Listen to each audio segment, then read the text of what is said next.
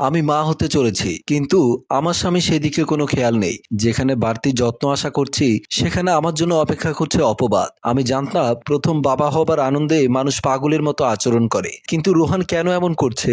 রোহান অফিসে যাবার আগে ওর থেকে জিজ্ঞাসা করব। তারপর আমি রুমের দিকে চলে যাই। আমি রুমে গিয়ে দেখলাম রোহান অফিসে যাওয়ার জন্য রেডি হচ্ছে। সে আমাকে দেখে এক প্রকার বিরুদ্ধে বলল, এমন কিছু বলো না যাতে আমার মেজাজটা খারাপ হয়ে যায়। আমি বললাম, তোমার কি হয়েছে? তোমার এসব আচরণ আমার কাছে অসহ্য মনে হয় যেন আমি একেবারে একঘরে হয়ে আছি। একমাত্র কাজের বুয়া ছাড়া কারোর সাথে কথা বলতে পারি না। তাতে আমার কি করার আছে? এসব পেঁচাল না পেরে সরো সামনে থেকে। ভালোবেসে বিয়ে করেছি আমরা, তখন তো বেশ ভালো লাগতো। এখন কেন বিরক্ত হও আমার প্রতি? কেন তুমি আমাকে এড়িয়ে চলছো? কোনো কথা বলো না। কি দোষ আমার? তোমার কি দোষ সেটা আমাকে জিজ্ঞেস না করে নিজেকে জিজ্ঞেস করো, জবাব পেয়ে যাবে। আমি অবাক হয়ে জিজ্ঞাসা করলাম, মানে? এখন কথা বলার কোনো মুড নেই আমার। এই বলে আমাকে ঠেলে দিয়ে রুম থেকে বের হয়ে যায়। আমিও পেছন পেছন বের হয়ে গেলাম। মেইন দরজার সামনে আসতেই আমি আবারও বললাম, মানেটা বলনি যে রোহান? মানে তুমি আমাকে না জানিয়ে বাচ্চা নিয়েছো কেন? তোমাকে হাজারবার নিষেধ করার পরও তুমি এই কাজটা কেন করলে? কথাটা শুনেই আমার মুখের রং বদলে গেল। জিজ্ঞাসা করলাম, তুমি খুশি হওনি বাবা হবার কথা শুনে? রোহান সোজা জবাব দেয়, না। তা তো বুঝতেই পারছো আমার আচরণ দেখে। আমি বললাম, কিন্তু আমাদের এখন একটা বাচ্চা দরকার। আমার সময় কাটে না, তা কি তুমি বুঝতে পারো না? রোহান রাগান্বিত স্বরে বলল, আমি সব বুঝতে পারি। আমাদের এখন একটা বাচ্চা দরকার, কিন্তু সেটা আমাদের বাচ্চা, অন্যের বাচ্চা নয়। অন্যর বাচ্চা নিয়ে কেউ আনন্দ করে না, বুঝতে পারলে? আমি কি বলবো হঠাৎ করে যেন আমি কোথাও হারিয়ে যাচ্ছি এমন মনে হচ্ছে আমার। তার মানে তুমি কি বলতে চাও? রোহান সোজাসুজি বলল, তোমার পেটে আমার বাচ্চা নয়, অন্য কারো। তবে এটা কার বাচ্চা রোহান? রোহান তাচ্ছিল্যের সুরে বলল, তা আমি কি জানি? তুমিই ভালো জানো। আমাকে কেন জিজ্ঞেস করছো? আমি কেঁদে বুক ভাসিয়ে বললাম, কি এমন অপরাধ করেছি যে তুমি আমাকে এমন অপবাদ দিচ্ছ? রোহান বলল, অপবাদ আমি তোমাকে দিচ্ছি না, তা তুমি ভালো করেই জানো। আমি আশ্চর্য হয়ে বললাম, তোমার কাছে এটা অপবাদ নয়? না, তুমি সময় শিকার হয়েছো ইমা, তাতে আমি তোমাকে দোষ দেই না। সেদিনের ঘটনার জন্য তোমাকে দোষ দেব ততটা ছোট লোক আমি নই। তাতে তোমার কোনো হাত ছিল না, থাকলে তো আমি মনের ভেতরে পুষে রাখতাম না। আমি জানি তুমি কোনো অন্যায় করতে পারো না, অন্যায় করেছো অন্য লোকে, কিন্তু তাই বলে আমি জেনে শুনে অন্যের পাপ নিজের কাঁধে নিতে পারি না। আর লুকিয়ে রাখা তোমার ঠিক হয়নি। এই বলে রোহান বাসা থেকে বের হয়ে যায়। রোহানের কথা শুনে আমার মাথা চক্কর দিয়ে উঠলো, এই ভেবে রোহান কি বলতে চাইছে। সেদিনই সেই ঘটনা তো আমি ভুলেই গিয়েছিলাম। তার মানে ও আমার কথা বিশ্বাস করেনি। এতটা অবিশ্বাস! এমন লোকের সাথে আমি এখনো সংসার করছি। ভাবলাম কিভাবে করছি, আমি কি এখনো সুস্থ আছি? আমার মনে পড়ে গেল সেদিনের কথা। আমি টুকিটাকি জিনিসপত্র কিনে একটু রাতে বাসায় ফিরছি। এমন সময় হঠাৎ আমার সামনে আসে সাইফুল।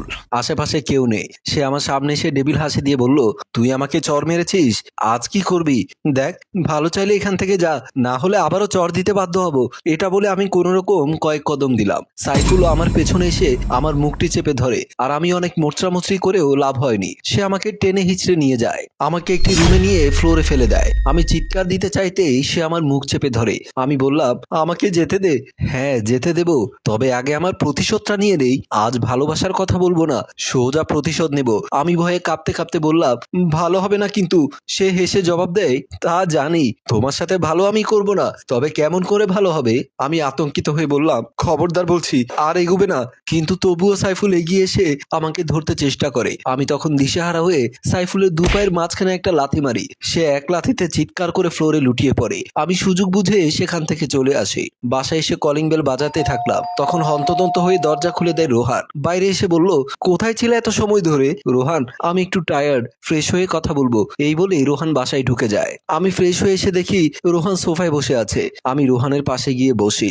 রোহান আমাকে দেখে বলল, কি হলো, কিছু বললে না যে? আমি রোহানকে কোনো মতে সেসব ঘটনা ইশারায় খুলে বলি। রোহান আমার কথা বিশ্বাস করছে কিনা জানি না, কিন্তু আমাকে কিছুই বলে না। আমি আবারও বললাম, আচ্ছা চলো আমরা পুলিশের কাছে যাই। এক সেকেন্ড, আমাকে বলো, তারা কি তোমার সাথে কিছু করেছে?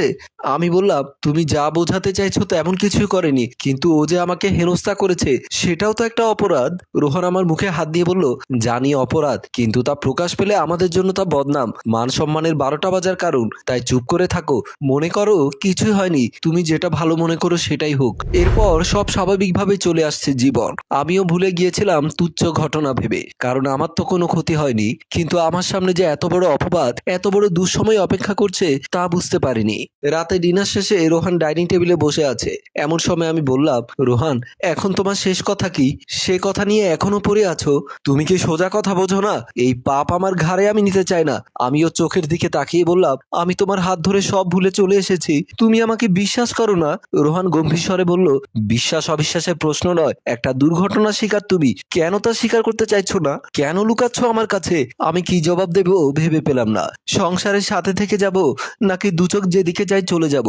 ইমা, তুমি পেটের বাচ্চাটা নষ্ট করে ফেলো, এখনো সময় আছে। কেউ জানতে পারবে না এই পাপের কথা। তোমার তো কোনো দোষ নেই, কেন তবে সারা জীবন এই পাপ বয়ে বেড়াবে? এই বলে সে সেখান থেকে চলে যায়। আমি শুধু ওর মুখের পানে অবাক নয়নে তাকিয়ে রইলাম কিছুক্ষণ, আর ভাবলাম এই সেই রোহান যে আমার কথায় চোখ বুজে বিষ পান করতে পারতো, যে আমাকে পাবার জন্য ঘর ছেড়েছে আর আমি চলে এসেছি ওর সাথে। ওকে কি সময় পাল্টে দিয়েছে, নাকি আগের আচরণগুলো তার অভিনয় ছিল? আমি ভেবে পেলাম না কিছু। হৃদয় ভেঙে চুরমার হয়ে যাচ্ছে আমার। তবুও জানি শক্ত হয়ে দাঁড়িয়ে থাকতে হবে। যেখানে আমি নিজে থেকে পুলিশের কাছে যেতে চেয়েছিলাম, সেখানেও আমাকে অবিশ্বাস করছে কেমন করে? নাকি তাতেই ওর সন্দেহ জেগেছে? যাই হোক, আর সম্ভব নয় দুজনের একসাথে একসাথে নিচে বসবাস করা, কারণ ও যা বলেছে তা আমি জীবন থাকতে করতে পারবো না। এমনিতে ভ্রূণ হত্যা মহাপাপ, তার উপর আমার পেটে তিল তিল করে বেড়ে ওঠা সম্পূর্ণ বৈধ সন্তান, তার কষ্টের ভাবনা দেখিয়ে আমাদের গল্প এখানেই শেষ হয়। সম্মানিত ভিউয়ার্স, মেয়েটির সিদ্ধান্ত আসলে কি হবে? সে কি সন্তান নষ্ট করে ফেলবে, নাকি স্বামী সংসার ছেড়ে চলে যাবে? সেই সব প্রশ্নের উত্তর জানতে দ্বিতীয় পর্বের জন্য কমেন্ট করুন।